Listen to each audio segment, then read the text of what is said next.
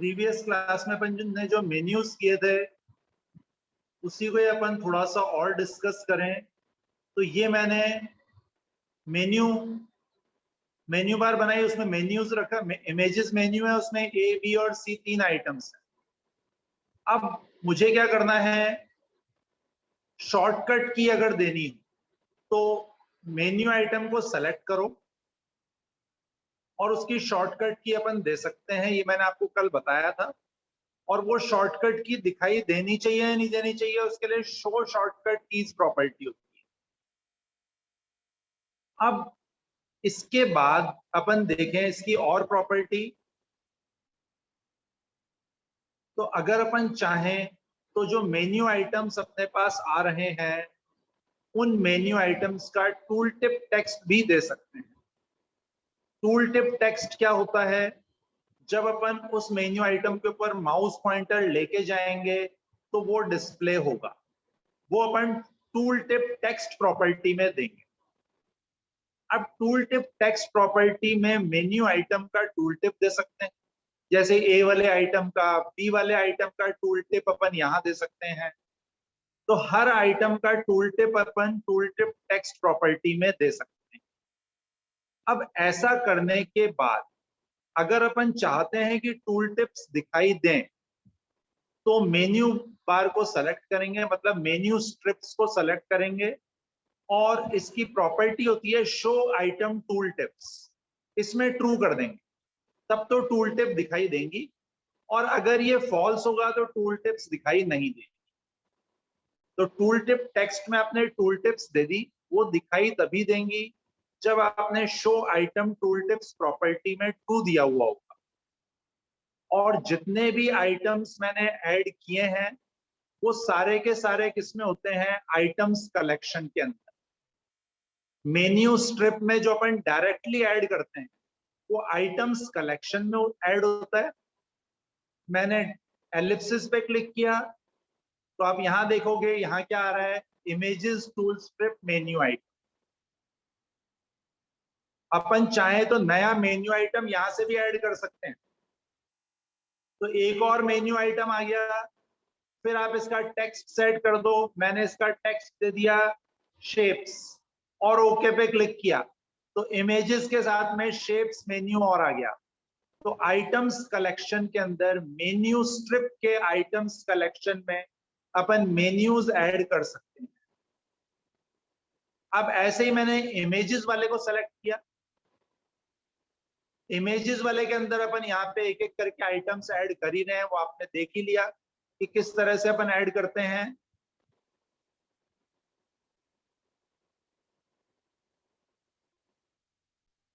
अब मैंने एक नया विंडोज फॉर्म ऐड किया, फॉर्म 41.vb ऐड हुआ है। अब ये जो फॉर्म 41.vb आ रहा है इसको मुझे किसी दूसरे फॉर्म से शो करना है। मतलब एक तो होते हैं प्री डिफाइंड डायलॉग्स, अपने को खुद का डायलॉग बॉक्स बनाना है, तो वो किस तरीके से बनाएंगे। अब इस वाले फॉर्म को एज डायलॉग बॉक्स यूज करना है, फॉर्म 41 को। तो मैं क्या करूंगा, यहां इस फॉर्म पे मैंने एक लेबल प्लेस किया। लेबल का मैंने फॉन्ट चेंज कर दिया,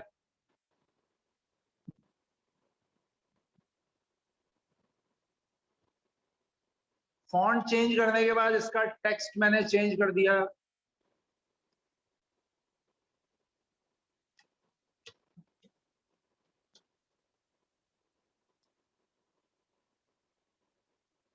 टेक्स्ट में मैंने दिया वांट टू री एंटर और इसका 4 कलर चेंज कर दिया। 4 कलर मैंने इसका रेड कर दिया। फॉर्म की टाइटल बार पे क्लिक किया और इसका टेक्स्ट मैंने कर दिया कंफर्मेशन।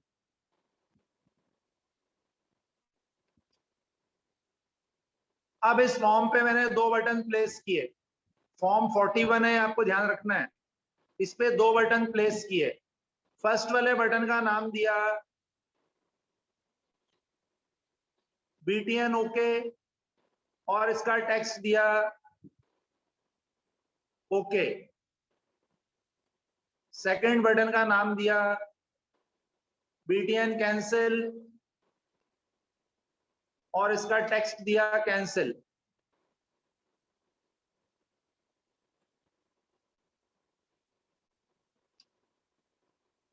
अब इस वाले फॉर्म को मुझे किसी दूसरे फॉर्म से डिस्प्ले करना है, तो एक नया फॉर्म और ऐड करना पड़ेगा। लेकिन उसके पहले मेरे को क्या करना है कि ये जो फॉर्म है इसमें ओके बटन, जैसे डायलॉग बॉक्स में ओके बटन होता है उसके जैसा वर्क करना चाहिए, और कैंसिल बटन जो डायलॉग बॉक्स में कैंसिल बटन होता है उसके जैसा वर्क करना चाहिए। तो मैंने यहाँ पे क्या किया, फॉर्म पे डबल क्लिक किया, यहां लिखा मैंने BTN OK dot dialog result property equal to dialog result dot OK. इसका मतलब ये ओके बटन का वर्क करेगा। और BTN cancel dot dialog result equal to dialog result dot cancel.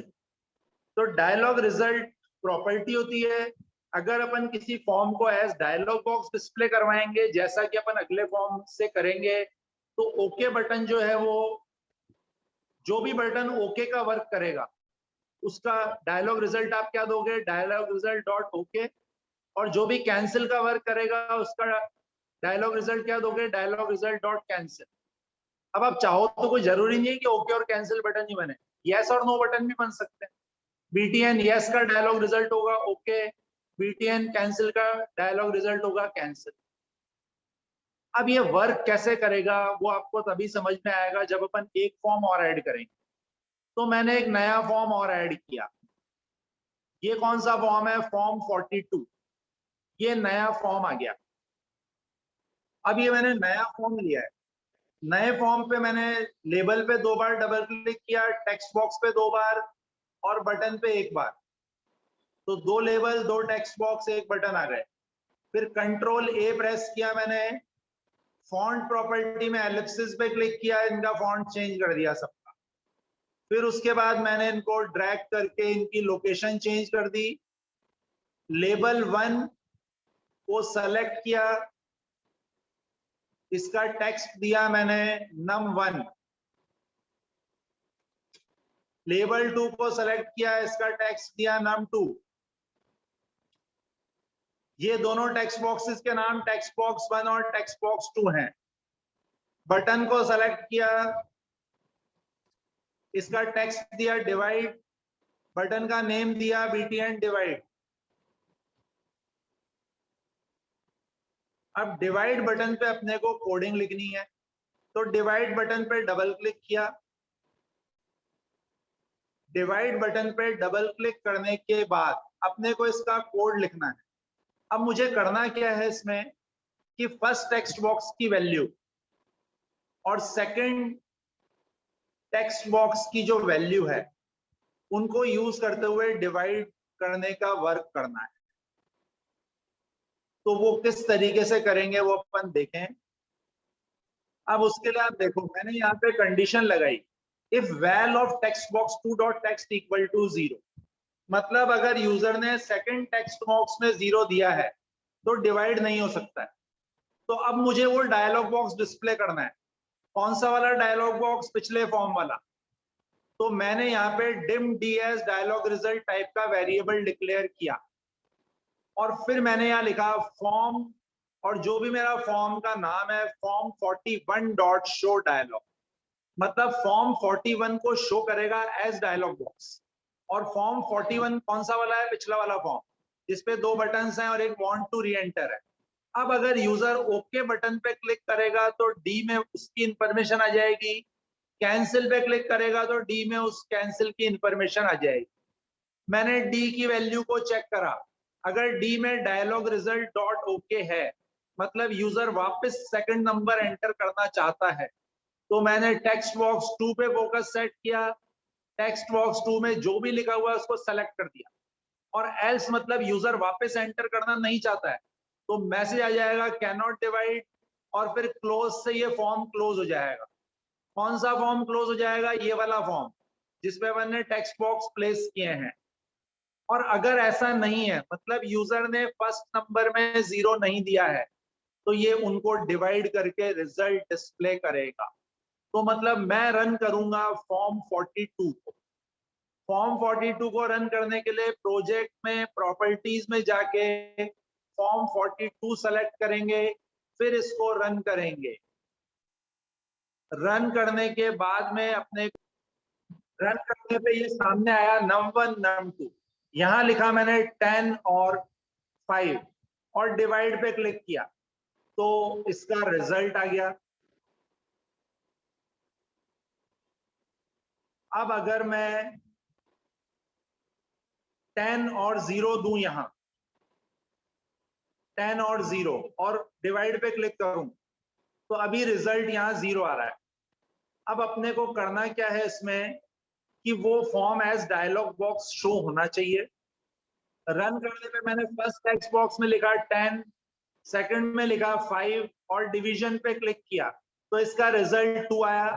पहले ऊपर टेक्स्ट बॉक्स 2 रखा हुआ था, नीचे 1 रखा हुआ था, इनकी सीक्वेंस चेंज थी। अब मैंने टेक्स्ट बॉक्स 1 को ऊपर रखा हुआ और 2 को नीचे। 10 और 5 दिया तो 2 आ गया। 100 और 5 दिया, डिवीजन पे क्लिक किया 20 आ गया। डिवीजन पे क्लिक करो या डिवाइड पे क्लिक करो, एक ही बात है। ऊपर मैंने दिया 60 और नीचे दिया 5, डिवाइड पे क्लिक किया 12 आ गया।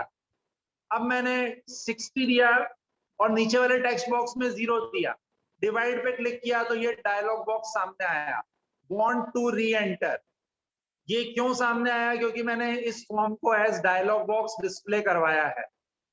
अब यहाँ पे मैंने अगर ओके पे क्लिक करूंगा, अब आप यहां देखोगे मैं पीछे क्लिक नहीं कर सकता क्योंकि ये form as dialog box show हुआ है। अब मैं ओके पे क्लिक करूंगा, मतलब मैं वापस एंट्री करना चाहता हूं तो फोकस सेकंड टेक्स्ट बॉक्स में आ जाएगा और सेकंड टेक्स्ट बॉक्स में जो भी लिखा हुआ है वो सेलेक्ट हो जाएगा।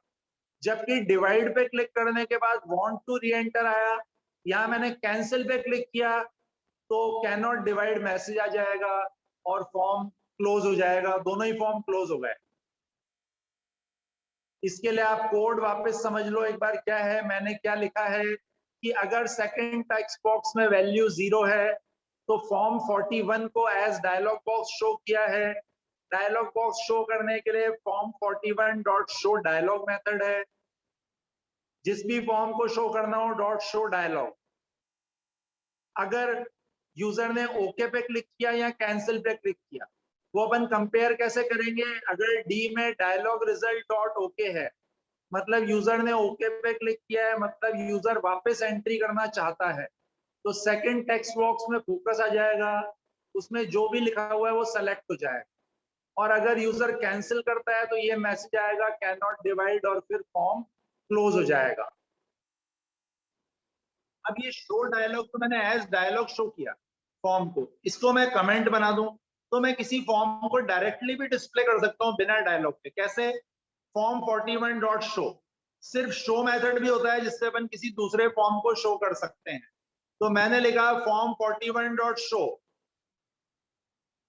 डिवाइड पे क्लिक किया, डिवीजन का रिजल्ट आ गया, 0 एंटर किया, डिवाइड पे क्लिक किया तो ये सिर्फ फॉर्म शो हुआ है। तो एक फॉर्म से दूसरा फॉर्म शो हो गया, लेकिन वो डायलॉग बॉक्स जैसा वर्क नहीं करेगा। तो अगर आपको किसी फॉर्म को एज डायलॉग बॉक्स डिस्प्ले करना है तो शो डायलॉग मेथड होता है, और अगर आपको ऐसे ही डिस्प्ले करना है तो उस केस में सिंपल शो मेथड से आप एक फॉर्म से दूसरे फॉर्म को शो कर सकते हो। बाकी सारा मैंने कमेंट बना दिया यहाँ। और अब मैंने डिवाइड पे क्लिक किया तो ये देखो सामने आ गया दूसरा फॉर्म। लेकिन अब मैं पीछे क्लिक भी कर सकता हूँ क्योंकि ये डायलॉग बॉक्स जैसे शो नहीं हुआ है। मैं पीछे क्लिक करूंगा या इसको मिनिमाइज करूंगा तो पीछे वाले फॉर्म पे क्लिक भी कर सकता हूँ, मतलब पीछे वाले फॉर्म पे नेविगेट भी कर सकता हूँ। तो इस तरीके से अपन एक फॉर्म के अंदर से दूसरे फॉर्म को शो कर सकते हैं। एज डायलॉग बॉक्स शो करना हो तो फॉर्म का नाम डॉट शो डायलॉग, और अगर आपको ऐसे ही शो करना हो तो फॉर्म का नाम डॉट शो।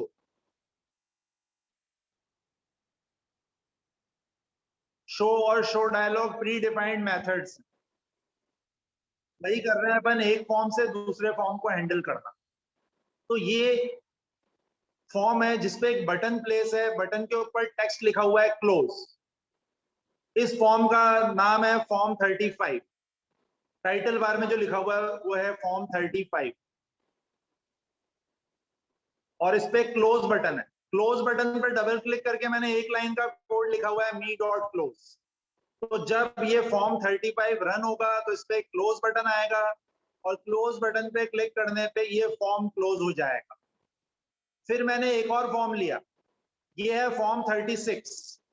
इसमें एक लेबल लिया जिसपे लिखा हुआ है डेटा इज, एक टेक्स्ट बॉक्स लिया और एक बटन लिया क्लोज। क्लोज बटन पे डबल क्लिक, क्लोज बटन पे क्लिक करने पे ये फॉर्म क्लोज हो जाएगा। अब आप यहां देखोगे तो फॉर्म 36 में मैंने क्या लिया है, एक टेक्स्ट बॉक्स लिया है जिसके अंदर यूजर एंट्री कर सकता है। ये हो गए दो फॉर्म्स। इसके बाद मैंने एक और फॉर्म बनाया, ये है अपना मेन फॉर्म जिसके अंदर से अपन किसी भी दूसरे फॉर्म को रन कर सकते हैं। तो इस फॉर्म के अंदर मैंने क्या किया, एक बटन लिया जिसके ऊपर लिखा हुआ है शो फॉर्म 35, दूसरा बटन शो फॉर्म 36, तीसरा button show and control form 36। Show form 35 पे डबल क्लिक किया और यहां लिखा मैंने फॉर्म 35 डॉट शो। जैसा मैंने आपको पिछले प्रोग्राम में करके बताया था, ऐसे ही बटन 2 पे क्लिक करने पे फॉर्म 36 डॉट शो। अब ये जो शो एंड कंट्रोल फॉर्म 36 है, इस पे क्लिक करने पे मैंने क्या किया, फॉर्म 36 के अंदर जो टेक्स्ट बॉक्स 1 है उसके टेक्स्ट में वैल्यू असाइन कर दी, रेन, और फिर उसको शो किया। अब अपन इस वाले फॉर्म को रन करेंगे और इससे आपको इफेक्ट पता लगेगा कि क्या हो रहा है शो में और शो एंड कंट्रोल में क्या डिफरेंस होता है। तो इस फॉर्म को मैं अब स्टार्टअप फॉर्म सेट कर रहा हूं। मैंने फॉर्म 37 को स्टार्टअप फॉर्म सेट करके रन किया। अब मैं शो फॉर्म 35 पे क्लिक कर रहा हूं तो ये 35 वाला फॉर्म आ गया। शो फॉर्म 36 पे क्लिक कर रहा हूं तो ये 36 वाला फॉर्म आ गया। अब तीन फॉर्म एक साथ दिखाई दे रहे हैं मुझे। और शो एंड कंट्रोल फॉर्म 36 पे क्लिक कर रहा हूं तो 36 वाला जो फॉर्म आया उसके टेक्स्ट बॉक्स में रेन लिखा हुआ आया। जबकि सिर्फ शो फॉर्म 36 अगर अपन करते हैं तो उस केस में टेक्स्ट बॉक्स ब्लैंक आएगा। मैंने क्लोज कर दिया शो फॉर्म 36। ये जो टेक्स्ट बॉक्स आ रहा है अभी इसमें ब्लैंक टेक्स्ट बॉक्स है फॉर्म 36 में, इसको मैंने क्लोज कर दिया। शो एंड कंट्रोल फॉर्म 36, इससे जो फॉर्म 36 आ रहा है उसके अंदर टेक्स्ट बॉक्स में रेन लिखा हुआ आ रहा है। इसका मतलब एक फॉर्म के अंदर से अपन दूसरे फॉर्म के कंपोनेंट्स को भी कंट्रोल कर सकते हैं। और आपके सिलेबस की एक हेडिंग है शोइंग एंड कंट्रोलिंग फॉर्म्स, ये अपन ने उसका एग्जाम्पल किया है। जिस भी फॉर्म पे क्लोज बटन पे क्लिक करेंगे वो फॉर्म क्लोज हो जाएगा, फिर वापस शो करेंगे तो फॉर्म वापस शो होगा। मैंने एक नया फॉर्म लिया है फॉर्म 43। प्रोजेक्ट में प्रॉपर्टीज में जाके इसको स्टार्टअप ऑब्जेक्ट सेट कर दिया। अब मुझे इस पे कॉन्टेक्स्ट मेन्यू डिजाइन करना है। राइट क्लिक करने पे जो मेन्यू है वो मुझे डिजाइन करना है। तो मेन्यूज एंड टूलबार्स में अपन ने मेन्यू स्ट्रिप पढ़ी थी, अब अपन पढ़ रहे हैं context menu strip. Context menu strip, ये ऊपर कॉन्टेक्स्ट मेन्यू स्ट्रिप आ गई, इसके अंदर अपन मेन्यूज डिजाइन कर सकते हैं। तो मैंने यहां लिखा पेंगुइन्स, कोआला, जो अपन ने कल इमेजेस ली थी वही इमेजेस ले रहे हैं। पेंगुइन्स, कोआला, ये मैंने यहां पर, और ट्यूलिप्स, ये मैंने यहां इमेजेस ली, इमेजेस के नेम लिए। अब आप देखोगे मैं इस फॉर्म को रन करता हूं।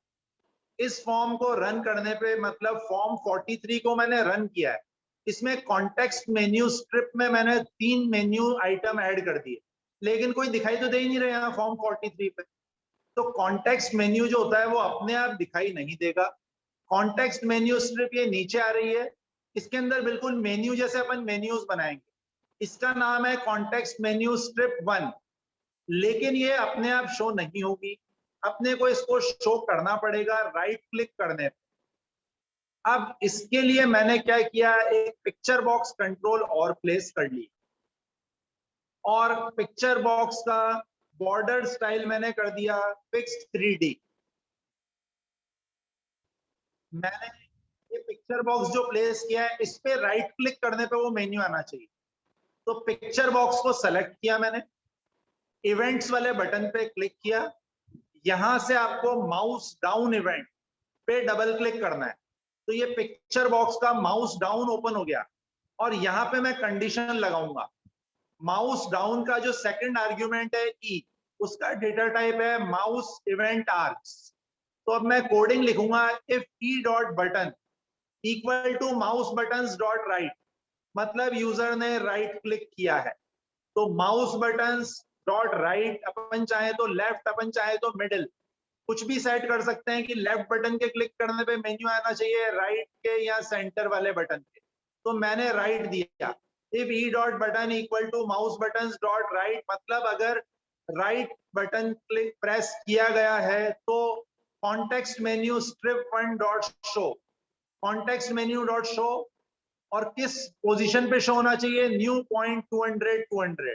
तो 200x और 200y कोऑर्डिनेट पे ये मेन्यू शो होगा। पॉइंट एक क्लास है और शो मेथड का जो आर्ग्यूमेंट है उसमें पॉइंट क्लास का ऑब्जेक्ट पास करना है। अब मैं इसको रन करता हूं, अभी भी सामने कुछ नहीं आएगा, पिक्चर बॉक्स आएगा। पिक्चर बॉक्स पे मैं राइट क्लिक करूंगा तो ये आ गया पेंगुइन्स, कोआला और ट्यूलिप्स। नेक्स्ट, अब मुझे पेंगुइन्स के क्लिक करने पे नीचे पेंगुइन्स वाली इमेज आ जानी चाहिए। तो पेंगुइन्स पे मैंने डबल क्लिक किया और यहां मैं लिखूंगा picture box one dot image equal to image dot from file, जैसा अपन ने कल किया था, सी ड्राइव में इमेजेस फोल्डर में पेंगुइन्स डॉट जेपीजी। तो इससे पेंगुइन्स वाली इमेज आ जाएगी। ऐसे ही कोआला पे डबल क्लिक करो और वहां पे picture box one dot image equal to koala dot JPG,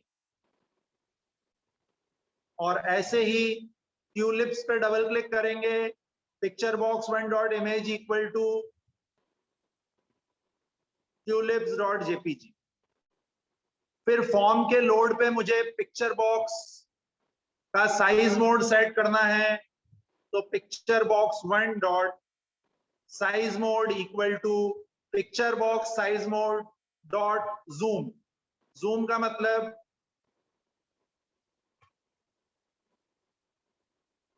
मैंने आपको समझाया था कि पिक्चर किस तरह से डिस्प्ले होगी।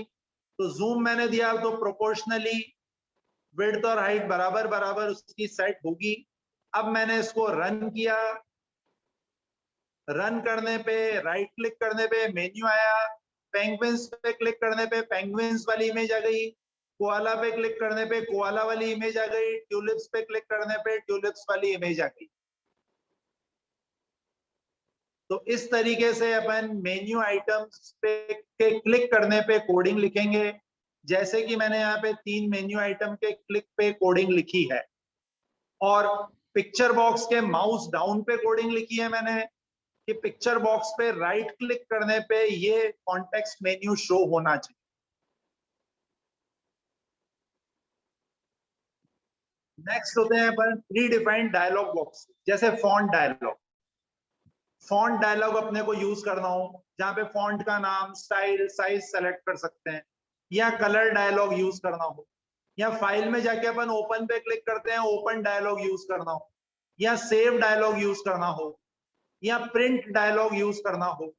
तो ये सारे डायलॉग्स किस तरीके से यूज करेंगे वो अपन एक एक करके करेंगे। ये सारे प्री डिफाइंड डायलॉग्स हैं विंडोज के, जिनको अपन यूज कर सकते हैं यहाँ एज कॉम्पोनेंट्स। VB.NET में font dialog, colour dialog, print dialog, open file dialog, save file dialog, और इनके एग्जांपल्स के साथ में अपन टूल बार बनाने का वर्क भी करेंगे। जैसे मेन्यू बार बनती है मेन्यू स्ट्रिप कंट्रोल से, टूल बार बनती है टूल स्ट्रिप कंट्रोल से।